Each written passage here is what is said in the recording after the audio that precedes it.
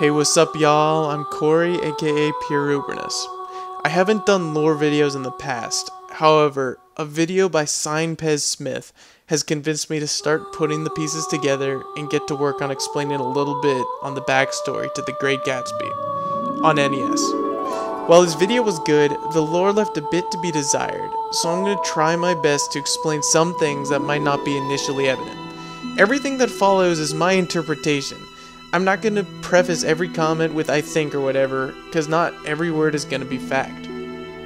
There's a ton of my opinion in this, but hey, I was inspired.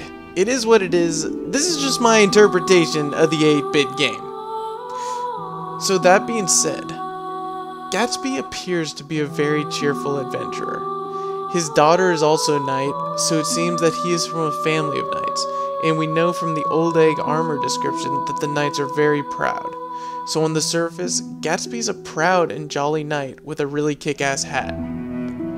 But there's a trick to everything in Fitzgerald games, and the truth this time is Fitz indeed. Gatsby claims that adventuring is his life, and that's true, because he no longer has a home. Gatsby was expelled from Old Egg and the Knights possibly by his own daughter. We know that she is one that has killed him in the past, and I think it was her duty as a knight to do so as Gatsby developed the dark side. People always wonder about what manner of curse undeath is. In reality, I think the darkness is a natural consequence of the light. It is a curse, however, because it has been labeled as such by the followers of the gods, and we know too that they're believers in New Egg. Gatsby himself will teach Nick one of their outland miracles, in fact.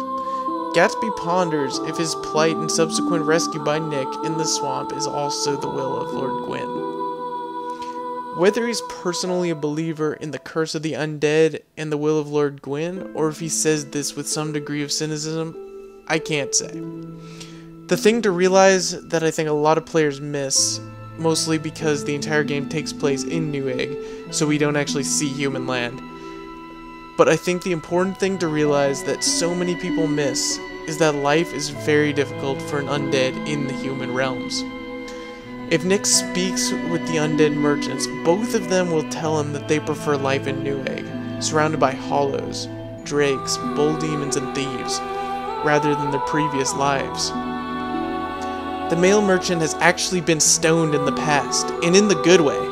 If you do a little research, or just use your imagination a little bit, being stoned is a good way to die.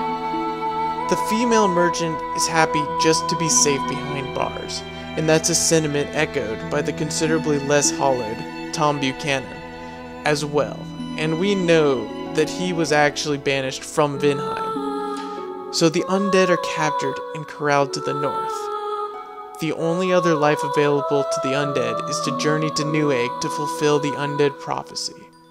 That's it. You were either in the asylum, or you were going to New Egg. Or you were being stoned to death, killed, whatever they do. Being turned into a bonfire. And that all brings us back to Gatsby. He doesn't want to be here. He doesn't want to die and go hollow. He takes every single opportunity to stop his travels. And he does so because he is afraid. Of Sense Fortress, of the boulders, of the knights, of the poisonous swamps. He is afraid of dying and going hollow. He even admonishes Nick that gallantry entails great risks. He tries to tell Nick, don't be brave. Gatsby is a total coward, and that is why he is the bravest character in Gatsby. If you're not afraid, you cannot be brave. That's simply not having fear. It's different. Gatsby is great because he does continue his travels even though he is afraid. That's what makes him such an awesome character. We don't know all the details of what transpired between him, his daughter, and his wife in New Egg, but we do know that Gatsby was killed and that he left the land. Lynn, his daughter that he loves so much, has risked her life to find her father and deliver her mother's final words, which I choose to believe were words of forgiveness and love. I don't think that she cared that he was undead. You can make your own story here, though, because we don't know. My idea is that the hope of someday returning home to his wife and daughter was the safeguard to Gatsby, and that's what has prevented him from going hollow.